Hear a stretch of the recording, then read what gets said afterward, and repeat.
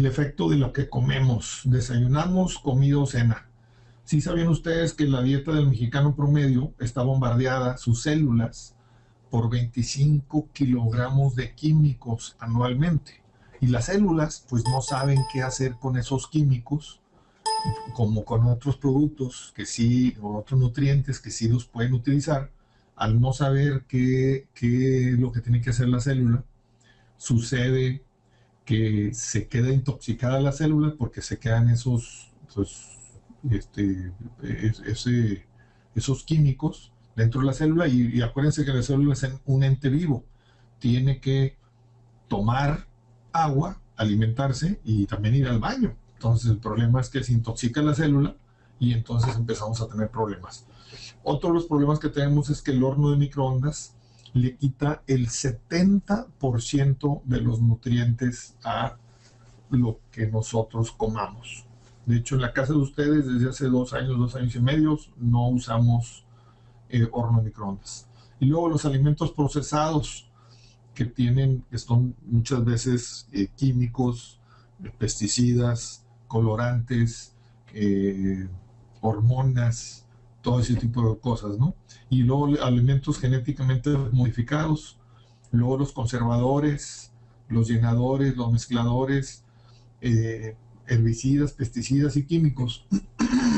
Todo eso hace que nuestra célula no se alimente correctamente, y al no alimentarse correctamente, pues la mitocondria, que es un organelo dentro de la célula, no produce energía, y entonces empiezas a ver lo que le llamamos una energía celular deficiente.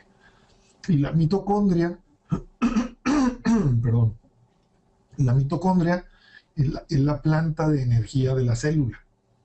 Y ustedes pueden entrar a internet y poner disfunción mitocondrial y van a encontrar que hay una disfunción mitocondrial en muchísimas enfermedades. Inclusive algunos científicos dicen que la mitocondria es la fuente de la juventud si la tienes bien alimentada. Entonces, todos estos, el estilo de vida que tenemos hoy en día a la hora de alimentarnos, hace que no tenga una energía suficiente la célula, entonces tiene una energía celular deficiente. Entonces, como decía, el horno de microondas le quita del 60 al 70% de los nutrientes a los alimentos. Entonces, bioquímicamente, todas las enfermedades son trastornos metabólicos en el interior de las células, son asociados por una intoxicación celular, que acumulan las toxinas, sustancias, agentes químicos, biológicos, extraños a las células, y al no poderlos utilizar las células, empiezan a acumularse ahí, se empieza a intoxicar la célula y empieza a haber una inflamación celular. De hecho, a la inflamación celular se le llama la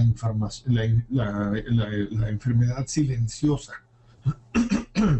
Y por ejemplo, una artritis es inflamación de las células en las coyunturas. Y luego viene lo que es una desnutrición celular. Existe deficiencia o excesos que saturan las funciones celulares, de los cuales los conllevan a una desactivación celular. O sea, entonces las células no se pueden empezar a comunicar entre ellas, se desactivan y empezamos a tener entonces problemas. Entonces empieza a disminuirse el ritmo de las funciones celulares en los diferentes órganos del cuerpo. Y entonces, ¿qué es lo que pasa? El páncreas, por ejemplo, no empieza a producir suficiente insulina o no funciona correctamente, y entonces empezamos a tener problemas como diabetes mellitus. Entonces, el origen de la enfermedad pues es una lesión celular aguda. Se produce cuando los cambios exceden la capacidad de la célula de mantener ese balance, ese homeostasis, ese equilibrio normal. Entonces, una célula, estando equilibrada, estando en homeostasis, tiene las funciones correctas para poderse autosanar. El problema es que cuando la célula no está funcionando bien, se tiene que empezar a adaptarse, y entonces empieza a tener estrés, aumenta la demanda para que la célula empiece a reaccionar, pero después tiene una incapacidad porque empieza entonces a haber una agresión celular donde ese estímulo es demasiado agresivo y la célula empieza a tener una metamorfosis y entonces las células no están funcionando correctamente. El problema, por ejemplo, de una célula cancerígena es que se muta, tiene una mutación, y esa mutación es de tal manera que se replica, se multiplica más rápido que las células normales. Y ahí es donde empezamos a tener problemas de cáncer, ¿no? La respuesta celular a la lesión, ¿cómo responde una célula a una agresión, una lesión? Bueno, la naturaleza e intensidad del estímulo cuando es lesivo. El estímulo fisiológico alterado es un aumento de la demanda, un aumento del estímulo trófico, la disminución de nutrientes, la estimulación incorrecta, o sea, una irritación crónica, química o física. Entonces ahí empieza a tener un estímulo externo y la respuesta celular es una adaptación y empieza a tener problemas de hiperplasia, hipertrofia, atrofia, metaplasia, etc. Entonces, el aporte cuando es reducido del oxígeno, del O2, es lesión química o infección microbiana.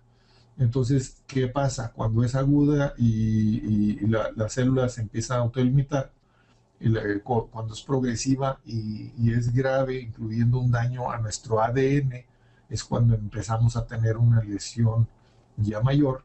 Entonces la lesión empieza a ser un poquito más fuerte, o puede ser que la lesión sea leve pero permanente. Entonces ahí tenemos un daño celular porque la lesión puede ser aguda e irreversible, puede ser irreversible que cause la muerte o necrosis o apoptosis, y cuando la lesión es crónica leve son alteraciones subcelulares en varios organelos, que puede ser unos organelos, la mitocondria. Y entonces tenemos alteraciones metabólicas, genéticas o adquiridas en base a herencia. Entonces esas acumulaciones intracelulares pueden ser calcificaciones. Y cuando tenemos una duración prolongada de la vida con una lesión subletal acumulativa, es cuando empieza a haber un envejecimiento celular prematuro. Entonces las células empiezan a tener problemas de una manera prematura. Y por eso les decía que la mitocondria está considerada como la fuente de la juventud si le damos nosotros lo que es la alimentación correcta. Entonces a la mitocondria va a poder entonces ahora sí funcionar correctamente bien, generar mayor energía, la célula está más energizada y va a poder entonces la célula hacer todas las funciones normales. El problema es cuando una célula no tiene energía para nada más funciona todo lo que es esencial y todo lo que no es esencial lo para, y una de las cosas que no son esenciales puede ser una reparación de la célula. Raimundo, si quieres te paso, tiene el micrófono, si quieres para que sigas. ¿Estás ahí, Raimundo? ¿Puedes hablar? Sí, David, Raimundo, no sé cómo me oigan ahora, ya reinicié la máquina. ¿Sí se me escucha bien? Si te escuchas bien, déjame ahora pasar a la siguiente para que tú le expliques. Gracias, David. Una disculpa por el contratiempo técnico. Adelante. Gracias, David. Bueno, pues vamos a continuar. Una de las principales causas de la enfermedad es el azúcar. A mí, creo que a muchos de nosotros también nos ha sorprendido esta información, porque pues sí sabemos que el azúcar no es muy bueno, sobre todo pensamos que solamente a los diabéticos les hace daño, pero es un hecho que el azúcar en nuestra dieta, en nuestra alimentación, tiene enormes daños para la salud. Y no estamos hablando solamente de la diabetes. Por ejemplo, aquí viene una estadística que el consumo promedio desde 1700 hasta ahora el 2013 ha aumentado de 2 kilos de azúcar al año por persona a 90 kilos de azúcar al año por persona. Estamos hablando de 45 veces más de aumento en el consumo de azúcar, y la gran mayoría de este porcentaje, el 60% de este consumo, es azúcar de maíz, de jarabe de maíz de alta fructuosa. Por ejemplo, hablando de diabetes, alrededor de 1900, en 1893, menos de 3 personas de cada 100,000 tenían diabetes. Hoy en día, más de 8,000 personas de cada 100,000 tienen diabetes. Y en los próximos 20 años se estima que 1 de cada 3 personas será diabética. Entonces, la verdad es que esto pues nos da una idea de cómo ha avanzado esto. La siguiente, David, por favor.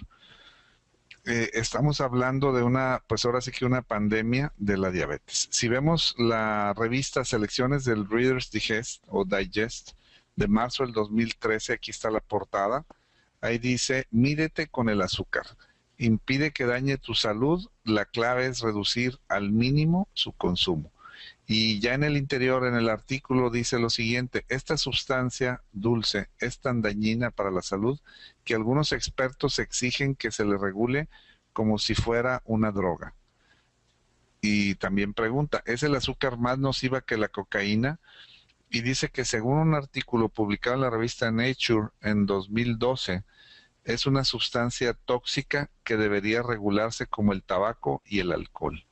Y también dice que los estudios muestran que el exceso de azúcar, ya sea en forma de jarabe de maíz de alta fructuosa o de sacarosa natural, no solo contribuye a que engordemos, sino que también causa estragos en el hígado, trastorna el metabolismo, deteriora el funcionamiento cerebral, causa diabetes, enfermedades cardíacas e incluso cáncer. Adelante, David, la siguiente. Y fíjense que esto es bien importante porque, pues como decía Hipócrates, o como lo estableció Hipócrates, el padre de la medicina, nuestro alimento es nuestra medicina y nuestra medicina es nuestro alimento. La siguiente, David. Y todo lo que comemos tiene un impacto directo en lo que le llamamos el diamante de la salud. ¿Cuál es el diamante de la salud? Son los 5 puntos primordiales que tienen que ver, primero, con la alimentación, segundo, con el ejercicio, tercero, con la genética o la herencia, cuarto, con nuestra actitud mental, y quinto, con la espiritualidad. Cuando no tomamos en cuenta alguno de estos factores, pues seguramente nuestro cuerpo sufre los efectos. Adelante, Bessie, continúa con la siguiente, está bien. Hablando de nutrición celular, tenemos que entender cómo es que funcionan nuestras células. Y yo hago una analogía. Hay 2 analogías muy padres que nos pueden dar una idea de cómo funciona nuestro cuerpo. A nivel celular, cada célula podríamos pensar que es una pequeña fábrica que tiene una serie de funciones para las cuales fue diseñada. Tiene una estructura y un funcionamiento, digámoslo así, normal. Una célula que funciona correctamente se comunica, se genera energía, produce una serie de sustancias. Por ejemplo, hay células diseñadas para producir ciertas hormonas, hay otras diseñadas para producir, por ejemplo, mayor cantidad de tejido, etcétera. Entonces, el tema es que si la célula funciona correctamente, esta pequeña fábrica requiere energía en primer lugar, requiere eliminar toxinas, requiere comunicarse con otras células y otros sistemas, también requiere materia prima para producir sustancias. Y ahí es donde lo vamos a ver. Por el lado de la nutrición se requieren pues todo lo que son, ahorita ya lo vamos a ver más adelante, los nutrientes. Pero también requiere estar hidratada, oxigenada y eliminar estos desechos tóxicos. Adelante, David, la siguiente. Hablando de nutrición, nuestro cuerpo y nuestras células en particular, la mayor cantidad de nutrientes, hablando en cantidad, estamos hablando que se requieren un 40% de carbohidratos, un 30% de proteínas, 30% de grasas y menos del 1% de vitaminas y minerales. Adelante, David, la siguiente.